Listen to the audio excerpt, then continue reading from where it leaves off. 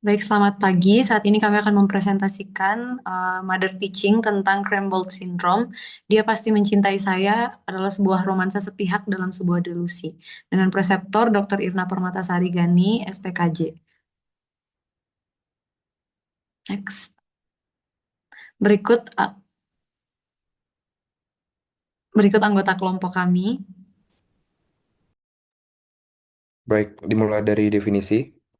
Jadi, Clermont Syndrome atau erotomania, sebuah sindrom yang pertama kali dideskripsikan oleh Gaetan Gatian de Clermont, seorang psikiater asal Prancis, pada tahun 1855, merupakan suatu gangguan psikotik dengan waham erotomanik atau erotomania. Kondisi saat pasien memiliki keyakinan menetap dan tidak sesuai dengan kenyataan, bahwa seseorang biasanya dengan status sosial lebih tinggi mencintai atau memiliki perasaan romantis terhadap dirinya. Kemudian, keyakinan tersebut tetap dipertahankan meskipun tidak terdapat bukti yang mendukung atau terdapat bukti yang menyangkal. Next slide.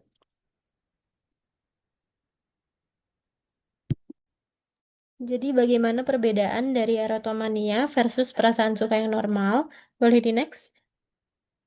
Nah, untuk yang perasaan suka yang normal itu biasanya orang itu suka terhadap seseorang. Kalau misalnya erotomania itu dia yakin kalau misalkan ada seseorang yang mencintainya. Kemudian dari tingkat keyakinannya, kalau orang yang normal itu biasanya harapan atau dugaannya itu belum tentu. Sedangkan kalau erotomania biasanya memiliki keyakinan yang kuat di mana seorang itu memang benar-benar mencintainya. Kemudian untuk interpretasi bukti, pada orang yang normal itu masih mempertimbangkan bukti yang nyata, sedangkan yang erotomania ini menafsirkan hal netral itu sebagai bukti cinta khusus. Kalau untuk yang respon terhadap bukti atau realitanya, kalau untuk yang orang normal itu biasanya fleksibel, dapat berubah sesuai realita. Kemudian untuk yang orang erotomania ini biasanya keyakinannya itu menetap, sulit digoreksi meski dibantah ataupun ditolak. Apabila ditolak, orang yang normal itu responnya akan sedih, kecewa, kemudian bisa menerima dan juga move on. Sedangkan untuk erotomania, biasanya itu penolakan itu dianggap pura-pura, hambatan, atau cara seseorang itu menyembunyikan cinta. Untuk perilakunya, biasanya pada orang yang normal itu perilakunya itu wajar, masih memiliki batasan sosial yang terjaga, sedangkan yang orang erotomania itu bisa sampai stalking, kemudian mengejar, menghubungi berulang, mengawasi, mencari bukti. Contoh pemikirannya biasanya pada orang yang normal itu, apabila diberikan senyuman, biasanya dianggap sopan atau perhatian dianggap biasa, sedangkan untuk yang erotomania itu, apabila diberikan senyuman itu, ia akan memiliki keyakinan kalau misalkan dia itu mencintai saya.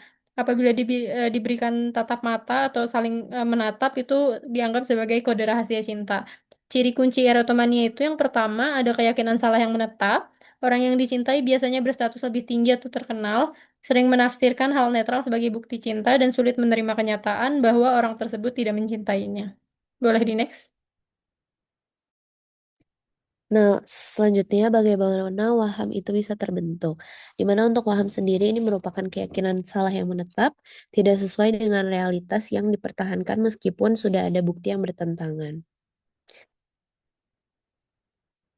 Selanjutnya ada proses terbentuknya waham. Jadi secara sederhana waham ini bisa terbentuk melalui interaksi antara faktor predisposisi dan juga faktor pencetus, yang kemudian akan menyebabkan adanya gangguan dalam pemrosesan informasi dan pemberian makna terhadap suatu pengalaman. Salah satu mekanisme yang banyak dibahas yaitu mengenai aberrant salience, yaitu pemberian makna atau kepentingan yang berlebihan terhadap stimulus yang sebenarnya netral, di mana mekanisme ini berkaitan dengan adanya disregulasi dari dopamin, terutama pada jalur mesolimbik.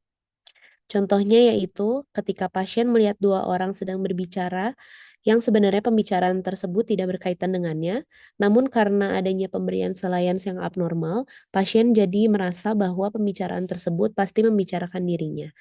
Nah, kemudian dari pengalaman tersebut akan muncul suatu keyakinan atau hipotesis awal, misalnya pasien akan meyakini bahwa mereka sedang membicarakan saya. Nah, setelah itu proses kognitif seperti confirmation bias akan menyebabkan pasien lebih memperhatikan kejadian-kejadian yang mendukung keyakinannya dan akan mengabaikan bukti yang bertentangan. Akibatnya, keyakinan tersebut akan semakin kuat, menetap, dan juga sulit dikoreksi meskipun sudah diberikan bukti yang berlawanan. Nah, pada tahap inilah sudah terbentuk paham.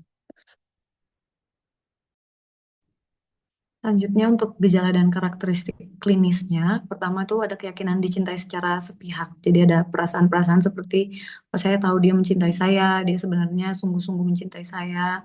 Lalu objek cintanya biasanya sulit dijangkau, seperti tadi disebutkan. Contohnya ada misalnya selebritas, kemudian atasan atau dosen, dokter, tokoh agama, atau orang-orang yang status sosialnya lebih tinggi, bahkan orang yang belum dikenal atau dikenalnya secara minimal atau superficial. Lalu ada salah menafsirkan perilaku, misalnya tatapan itu dirasa sebagai orang sedang memberi kode untuk dia. Like di media sosial itu dirasakan sebagai eh, orang tersebut lagi menunjukkan perasaannya. Pesan-pesan yang formal atau kebetulan-kebetulan itu dirasakan sebagai sesuatu yang disengajai untuk menemui dirinya. Next. Kemudian ada keyakinan yang tetap kuat meskipun ada bukti yang bertentangan. Misalnya objek yang dicintai itu sudah mengatakan dia tidak mencintai, tapi pasien tetap bisa menafsirkan hal tersebut sebagai oh mungkin orang ini malu atau takut ketahuan jadi dia nggak mau ngaku gitu. Kemudian ada perilaku-perilaku mengejar yang berlebih, misalnya kirim pesan berulang kali, menelpon, mencari kesempatan untuk bertemu, mengikuti aktivitas objek yang dia sukai, kemudian mengirim hadiah, surat, atau memantau bagian sosial medianya.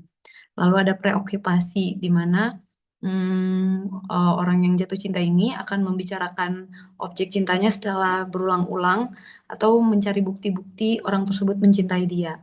Lalu dapat juga muncul perilaku-perilaku yang stalking. Boleh next? Untuk contoh kasusnya dari sebuah case report ada laki-laki 55 tahun dengan riwayat isolasi sosial, low self-esteem, dan tidak punya hubungan romantis yang bermakna sebelumnya, mulai yakin bahwa seorang perempuan menikah yang sering ditemuinya di coffee shop jatuh cinta kepadanya, meskipun interaksi mereka sangat minimal. Pasien menafsirkan bahwa tatapan, gestur, dan percakapan singkat sebagai tanda ketertarikan romantis. Ia kemudian mulai mendekati dan mengirim pesan pada perempuan tersebut, namun ditolak dan perempuan tersebut menghindar. Sehingga walaupun ditolak, pasien tidak mengubah keyakinannya. Sebaliknya, ia meyakini bahwa perempuan tersebut sebenarnya mencintai, tapi terhalang oleh pernikahan dan malu mengakuinya. Pasien kemudian melakukan stalking terhadap perempuan tersebut. Beberapa waktu kemudian yang mengembangkan keyakinan serupa terhadap perempuan lain. Setelah kembali mengalami penolakan, muncul delusi persekutori. Pasien yakin perempuan tersebut menggunakan sihir untuk menyakitinya, termasuk menyebabkan perubahan pada tubuhnya. Ia akhirnya mengancam perempuan tersebut dengan pisau dan dia dibawa ke psikiater. Dia untuk diagnosisnya adalah delusional disorder tipe erotomania. Next. Untuk diagnosis juga diagnosis banding dari Clerambault syndrome yaitu adalah diagnosisnya sendiri adalah Clerambault syndrome merupakan bagian dari delusional disorder yaitu erotomanic type. Untuk diagnosis bandingnya yang pertama ada gangguan obsesif kompulsif dan gangguan terkait yaitu di mana seseorang benar-benar yakin gangguan obsesif kompulsifnya adalah benar. Nah, biasanya pada orang ini ada usaha untuk menetralisasi untuk kecemasannya. Saja ada delirium, gangguan neurokognitif mayor, dan gangguan psikotik akibat kondisi medis yang lain. Biasanya ini terjadi karena gangguan dari organiknya. Lalu selanjutnya ada gangguan psikotik yang diinduksi dari zat atau obat-obatan, di mana kalau misalnya terjadi gangguan psikotik ini eh, baru muncul karena penggunaan zat atau obat-obatan. Misalnya ada skizofrenia dan juga gangguan skizofreniform.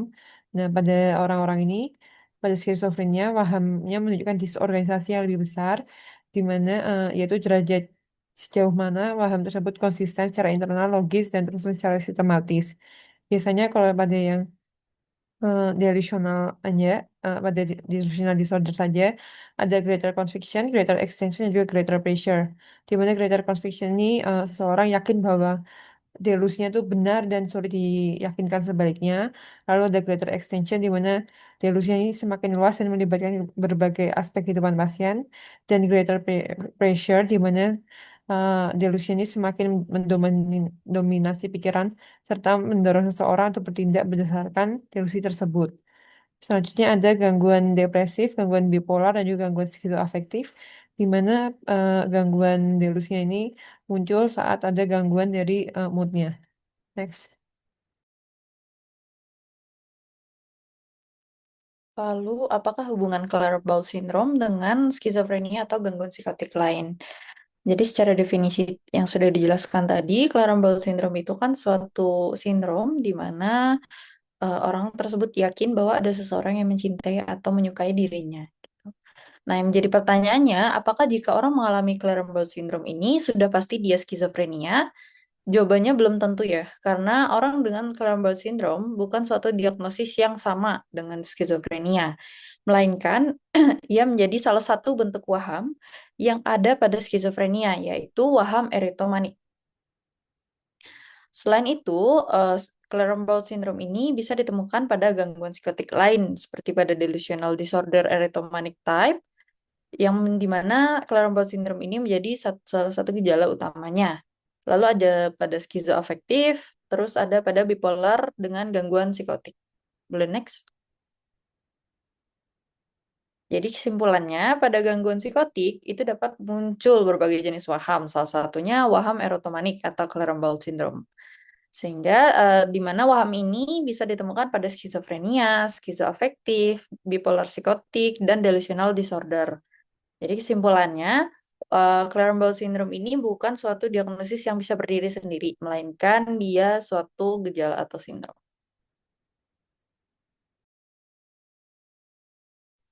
Kemudian untuk tata laksana non-farmakologinya bisa di psikoterapi individual untuk membantu orang tersebut mengenali dan memperbaiki pola pikir mendasar yang telah menyimpang. Yang kedua CBT untuk menghilangkan pikiran dan perilaku negatifnya. Dan juga untuk belajar pola pikir dan kebiasaan yang lebih sehat. Yang ketiga, psikoedukasi keluarga. Untuk tata laksana farmakologinya, yang utama adalah pemberian antipsikotik. Boleh diberikan anti-ansiolitik maupun antidepresan, seperti SSRI, namun ini bergantung pada penyakit penyerta. Untuk anti-ansiolitik dan antidepresannya tidak boleh sebagai terapi utama atau terapi tunggal. Untuk peran keluarga, yang pertama kita harus menjelaskan kepada keluarga mengenai gangguan waham, gejala, perjalanan penyakit, dan juga tujuan pengobatan. Yang kedua, membantu keluarga memahami bahwa pasien meyakini waham tersebut sebagai sesuatu yang nyata, sehingga respon keluarga sebaiknya tidak berupa menyalahkan atau mempermalukan pasien. Yang ketiga, family focus therapy dapat mencakup psikoedukasi, pelatihan komunikasi, dan problem solving. Nah, beberapa red flags yang harus teman-teman perhatiin kalau curiga yang mendekati itu ternyata Clare-Ball syndrome. Nah, yang pertama ada keyakinan erotomanik yang makin kuat dan nggak bisa dikoreksi. Yakin seseorang itu mencintainya meskipun belum ada bukti jelas. Kemudian ada perilaku mengejar atau stalking seperti mengikuti, menunggu, menelpon, mengirim pesan atau hadiah berulang kali. Melanggar batas pribadi seperti mendatangi rumah atau tempat kerja.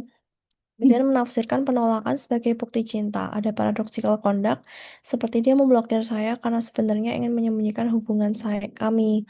Kemudian ancaman atau agresivitas, terutama ketika merasa ditolak, dipermalukan, atau target itu punya pasangan. Ada ide bunuh diri atau menyakiti orang lain, termasuk pasangan yang jadi objek erotomanianya. Ada agitasi, impulsivitas, atau gejala manik atau psikotik lain, dan juga ada penurunan fungsi sosial atau pekerjaan, atau masalah hukum akibat perilaku terhadap targetnya. Next slide. Kesimpulannya, Clare-Ball syndrome ini bukan sekedar cinta yang tak terbalas, melainkan keyakinan delusional bahwa cinta itu nyata meski realitas berkata sebaliknya. Take home message yang bisa diambil, when love becomes a delusion, rejection may not end the story, it may intensify it. Sekian beberapa presentasi dari kami, terima kasih.